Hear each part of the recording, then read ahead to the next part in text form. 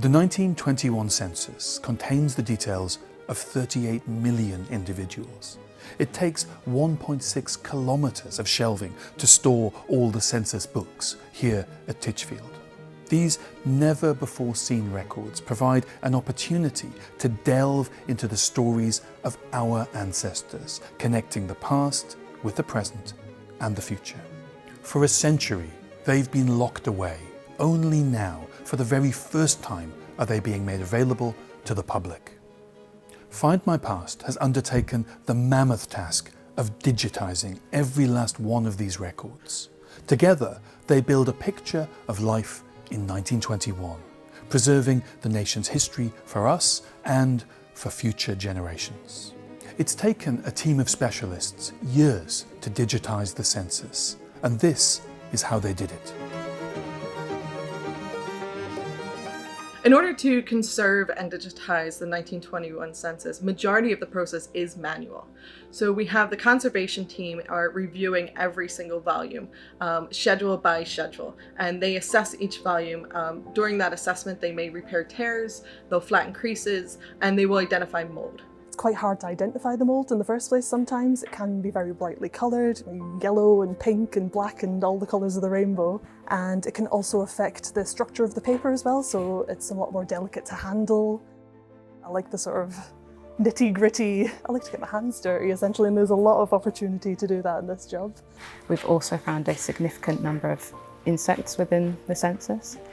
These 4 insects have met their untimely fate between the pages of these census return forms sometime over the last 100 years. Once the volume is identified as ready for capture or ready for scanning, it's giving over to one of our scanning technicians. At that point, a scanning technician will feed the schedules through a sheet feed scanner one at a time. Within the sheet feed scanner, it actually captures an image on both sides through an arrangement of internal mirrors.